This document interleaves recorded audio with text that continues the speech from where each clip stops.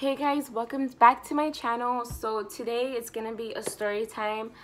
As you can tell from the title, it's gonna be my labor and delivery. Okay, so I was 19 at the time, so now I'm 20. So I mean, I was a teen mom, but I'm not a teen mom, if that makes any sense. Like, I was a teen mom. I don't know if I'm still am a teen mom. I don't know. I'm 20, whatever. So I'm gonna be telling you my dramatic ass story because everyone says I'm so dramatic, but believe it or not, it was that dramatic during my labor. But without further ado, let's get into the video. Just to let you guys know, there's gonna be too much information in this video. If you get disgusted easily, I recommend you to not watch this video, or you just don't want to hear those little nasty stuff, you know, those little nasty stuff. All right, so I was 19 years old when I had my son. I was 9, almost 10 months pregnant when I had him. I was exactly 41 weeks. So I had walked into my checkup, and they had told me that I had high blood pressure, so I was kind of like worried about that. But my doctor told me like, oh, do you want to have the baby? And I'm like, well, I mean, I do. So he's like, okay, well, I could schedule an induction today at 1 o'clock. And it was probably like 10 a.m. So I was like, oh, in a couple hours, okay, you know, like that sounds fine.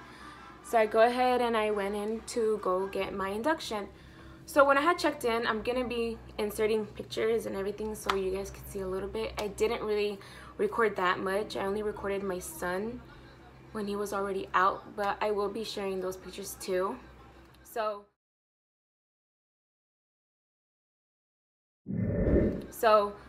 I walked into the hospital, I checked in, they brought me up in a wheelchair into the mother unit delivery room section of the hospital. I get my room, and then they start the process. They start telling me what they're gonna start doing, like right off the bat. They're like, oh, change, put your clothes in here. You know, they put me my wristbands, and I'm like, okay, it's gonna happen, you know, I'm gonna leave out this hospital with a baby. It was kind of hitting me everything at once. I wasn't really focused on how long the labor was gonna take. I was more focused on what time, like, am I gonna have in my arm, like in my arms already. So they start inducing me. The way they start inducing me is they put in an IV, and then they start putting Pitocin. So the Pitocin was supposed to start my contractions. While they did that as well, they also inserted like a long balloon. Too much information inside my V. Yeah, inside my V, up to my cervix. They put a balloon. They got this tube, filled it up with water, and they start squirting water inside the balloon so it could pretty much like start opening up my cervix. And then basically my cervix would like start sending signals to my body and start opening on its own. Didn't turn out to work out like that for me. That's when things started to get a little bit rocky. When the balloon was in there already for like a good 2 hours, I started getting contractions really, really bad. I had to start calling my epidural. I was like calling the nurse. They were taking their time. I don't blame them. I'm pretty sure there's so many females that are having a baby. I get it, but it felt so long, like, because the contractions were coming back and forth, and I was dying in pain. And I was with my mom, and I kept telling her like, Mom, I'm gonna die. Like, I was being so fucking dramatic. Like, I'm not even kidding. I think I'm the most dramatic person in my family. But anyways, they come in finally. The anesthesiologist comes in. Then he starts telling me like how I'm supposed to sit. And mind you, I'm in so much pain, so I'm trying to like grab my belly, and like I'm like, ah. And then he just tells me like, you need to stay still. So the nurse comes in front of me. She tells me to hug her. I hug her, and then they start putting that epidural. And then that's when things started getting way too hectic, like hectic.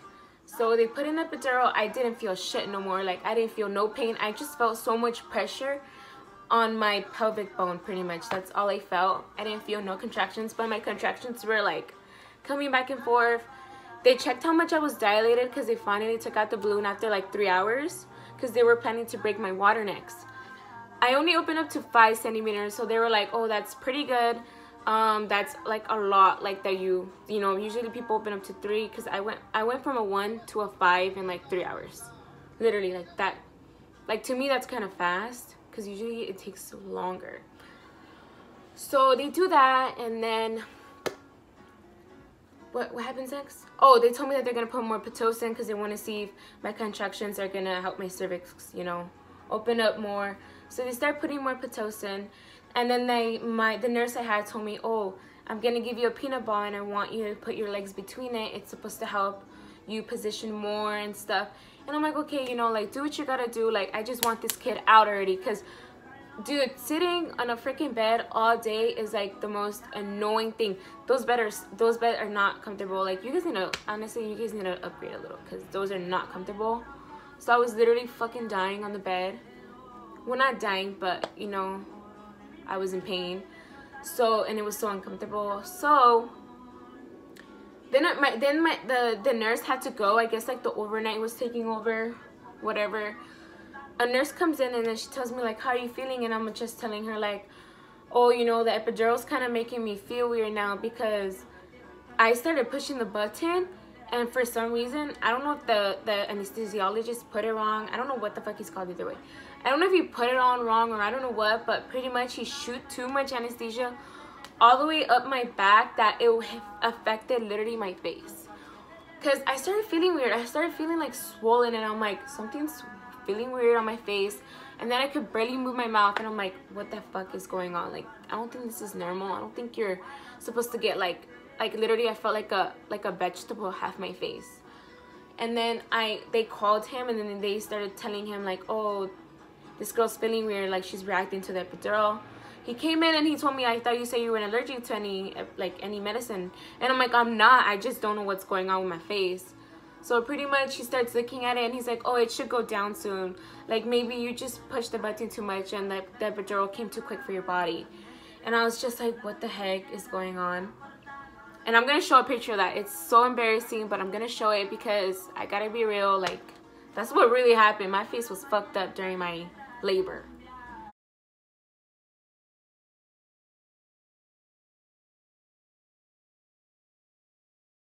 So that was happening. My face was half, like, I couldn't move it. Then the nurse started coming in saying like something was looking different with my baby's heart. And I'm like, what are you talking about? Like, you know, I hear his heartbeat fine. And then I guess like the monitor that she had was like reading that the heartbeat kept rising up and then it kept dropping quick. Like, it would drop too quick that it would be like 10 numbers apart quick. And I was just telling her like, okay, so what's gonna happen next? Well, she told me that they were gonna lay off the Pitocin because maybe it was the Pitocin that was reacting to the baby's heart, so they didn't want to mess with it. So they literally left me like that for 5 hours without Pitocin, and then it was just taking forever. And I was still 5 centimeters, and it was like 6 in the morning. And then that's when I started being weird, because my boyfriend was telling me that when I was sleeping, I was shaking. But like, I felt like I was getting a fever. Like, I was getting a fever because this was not normal, you know. Like, I know how people talk about chills and all of this, and I'm like, yeah, I'm getting a fever. And I started like shaking in bed, and everyone was freaking out, saying like, what's going on? Like, is this even normal? And the nurse kept insisting like, oh, this is normal, it happens to everyone. But like, you don't get it. Like, my mom has gone through 4 C-sections, and she told me that has never happened to her. So I was like, what the fuck? Like, why would labor happen to me like this, you know? And I've seen some YouTubers, like, different labor stories, like, that doesn't really happen to them.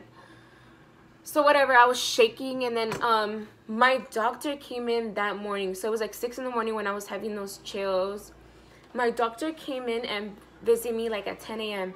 And he told me like, hey, what's going on? You've been here for about like 20 hours, like, no baby yet, like, what's going on? And I told him like, well, the nurse is here is telling me like my baby's heart rate is dropping. She's telling me that she's trying to figure out what to do. Like, does she even know what she's doing? Because I was so mad because nobody was telling me anything. Nobody was telling me anything. And I was just like, you know what? Like, I need to do something about this. And my mom kept telling me like, tell a nurse that you need to have a C-section, because if she keeps telling you something's wrong with the baby's heart, like, you know, you never know if you're going to leave out here without a baby. So I told my doctor like, hey, you know what? I don't want to do it vaginally no more. I just want to have a C-section. Like, I want it right now. Like, I wasn't fucking playing. I'm like, I need my C-section right now. And my boyfriend wasn't even with me. So I literally had to call him like emergency. Like, hey, you need to get your ass back here, because he had went to go buy food with my sister-in-law, and then you know, pretty much right when they were gonna start taking me out to the surgery room, that's when he just got to the hospital and he was changing quick so he could be part of my, you know, my C-section surgery. Pretty much I went into, you know, I was getting so nervous. My heart was pounding. I was scared. I felt like I was gonna throw up. Like, I was getting sick because I knew I was gonna go into surgery. Like, it just gave me a sick feeling, and I just wanted everything to go fine. And my mom was crying. I was like, oh my god, you're making me nervous. Like, you know, I hope everything goes well. You know, so they start taking me to the surgery room. They start getting me ready, but it was just pure doctors around me, and my boyfriend couldn't get in there because they had to get me ready. So I get that, but I saw so much knives and all of this that I was just getting so sick. And I told the nurse, I'm like, I don't feel good. Like, I don't think I'm gonna make it. And she's like, what do you mean? Are you breathing? Like, are you okay? And I'm like, I'm clearly breathing, but I'm not feeling right. So I was just so scared. The knives is what like messed me up my head. I was just like, oh my god, they're gonna cut me. I don't know if I'm gonna make it. I don't know if I'm gonna lose too much blood. But I mean, everything did go well, thank God. When they started the surgery and they started cutting me, I messed up so bad. I paranoid myself for life. But there's a light that they put above you, obviously the doctors, so they could open you up and see, right? So with the light reflection, I saw that they were cutting me open. They were telling me like her drop rate is like, they said it loud, they're like, something is dropping. And I think it's because I saw them cutting me, and I looked away, and I told my boyfriend, like, if I don't make it, tell the baby I love him. And I was like being so dramatic, and he was like, you're fine. And that's when he started holding my hand, but I couldn't feel it because remember I had said that epidural had like messed me up, and like half my body was like vegetable. So I had like this hand like laying out, and he was pretty much like holding my hand. And then it was like a good like 10 minutes already into surgery, and then I just hear a baby cry, and I started crying. I was like, oh my god, he's here. And he was crying and crying. I was just like, oh my god, my baby. And like, you know, that one feeling that I've always wanted to experience was that chest that they put it right away on your chest. Sadly, I didn't get to experience it, but hopefully my next kid I do. You know, I have to have one more.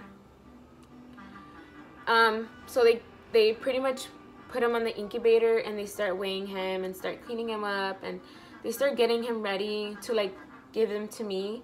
And they wrap him up, and well, first I actually gave it to my boyfriend, and my boyfriend took a picture of all of us when we were in surgery, and I'm gonna show you guys that as well.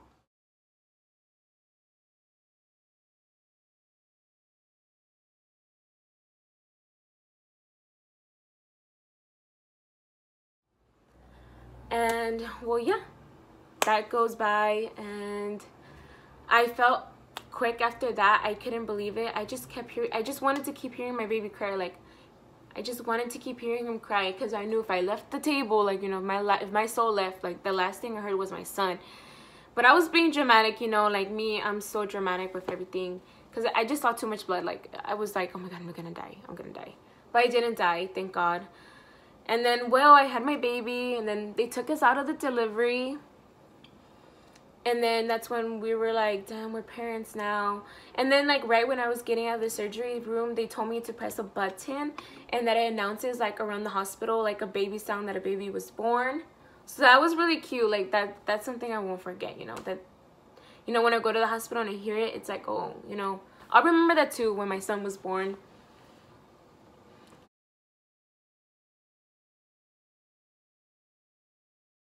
And then, well, you know, I had my baby, and then we just went to the recovery room, and then we were there for literally 3 days, just trying to rest, because I was so tired. But I was just overall happy, and I had so many friends come visit him, and I took so many pictures, and I just love him. He's now 5 months. He's big. Like, he's nothing compared to when he was born. When he was born, he was 7 pounds, 4 ounces, and 19 inches. So he was a pretty little tiny baby. And then now he's like 18 pounds and like 22 or 24 inches. Like, I don't know. He's huge. Like, he's huge now.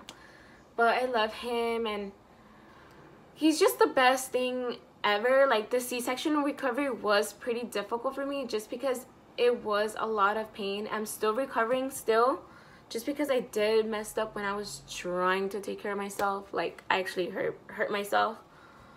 It's a long story, but anyways, yeah, that's pretty much my story. I hope you guys enjoyed. If you guys want to know anything more about my baby or my motherhood or anything in specific, I'm more than open to talk about anything.